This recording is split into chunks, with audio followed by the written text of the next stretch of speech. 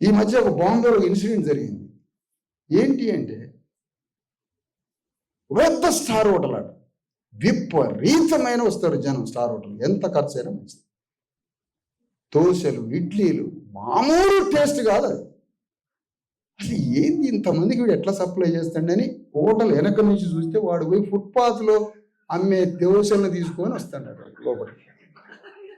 ఈ ఫుట్పాత్ మీద దోశలు అమ్మే ఆయన బీసీ, ఈ స్టార్ హోటల్ 1000 కోట్ల హోటల్ ఆయన ఓసీ. ఇప్పుడు ఆ బండి మీద దోశలు, ఇడ్లీలు అమ్మే ఆయనకి ప్రభుత్వము ఆర్థిక సహకారం చేస్తే ఆ ఇడ్లీ బండి మీద మురికి కాలువ పక్కన అమ్ముకుంటారు. మురికి కాలువలు, మూత్రాలు పోసే దగ్గర బీసీలు వ్యాపారం చేస్తుంటారు. మాకు స్థలం లేదు ఇండియాలో, భారతదేశంలో మాకు స్థలం లేదు, మేము బహిష్కరణకు గురయ్యాం.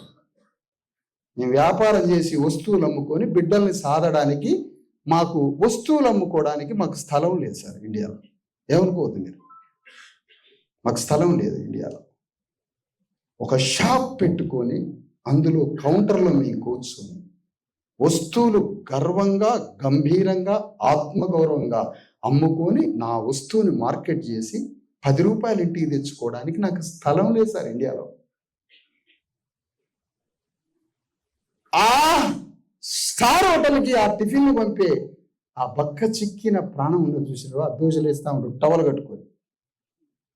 మీకు హోటళ్ళల్లో మాస్టర్లు టవల్ కట్టుకుంటారు, ఎందుకంటే గాలి గీలి ఆలడా మంచిగా. వారు దోశ వేస్తారట, ఇడ్లీ వేస్తారు, వారు బోండం వేస్తారు. అవన్నీ స్టార్ హోటల్కి పోయి ఆయన తీసుకుంటారు.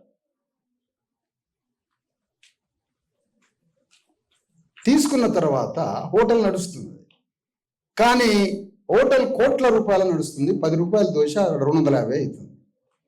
ఇలాంటి ఆ ఫుట్పాత్ వ్యాపారం చేసే వ్యక్తి, ఆ ఫుట్పాత్ వ్యాపారం చేసే వ్యక్తి, ఒక నిమిషం టైం ఇస్తామా, మీరు వెళ్ళే వాళ్ళు కూడా అందరూ వెళ్ళొచ్చు, శాంతంగా, ఇబ్బంది పడి ఉండదు దయచేసి. ఏమన్నా అనుకుంటారేమో, ఎప్పుడు అనుకోడు మీ గురించి, మీరు ఆనందంగా వెళ్ళాలి, సంతోషం. ఎందుకంటే మా బ్యాచ్ రాడికల్ మనస్తత్వం, ఒకడున్నా కట్టేసి చెప్తుంది. లాస్ట్కి మీరు లేదు బట్టల షాప్ బొమ్మ కూడా చెప్తాం మనిషి అనుకుంది.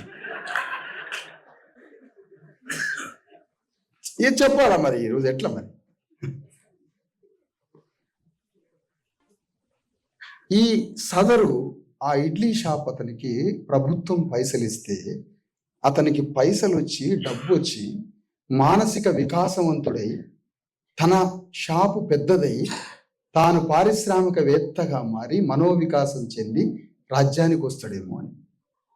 అంటే ఈ డిజైన్ ఎట్లా చేసి పెట్టారంటే, అందుకనే Brahman sacrifice, upper caste sacrifices దేనికి అంటే, వాళ్ళ రాజ్యం కొనసాగించబడాలి, తరతరాలుగా, యుగయుగాలుగా కొనసాగింపు కావాలి.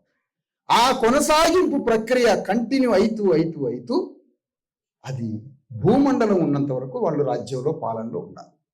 యువతల వర్గం సేవ చేస్తూ ఉండాలి. వీళ్ళకి ఆలోచన రావద్దు, జీవితం అంటే ఏంటో కూడా తెలియదు. జీవితం అంటే ఏంటో తెలిస్తే వాళ్ళ పూర్వీకుల స్థానాన్ని ఎత్తుకుంటారు. అందుకనే సాంస్కృతిక వారసత్వ మాతృదేవత మనకు కనిపించదు. అది కనిపించని అయోమయ గందరగోళంలో పిచ్చివాళ్ళ అయిపోయి శూద్ర అతిశూద్ర వర్గాలు ఎవరు ఎటుపోతున్నారో అర్థం కాని జీవితం జీవిస్తున్నాం.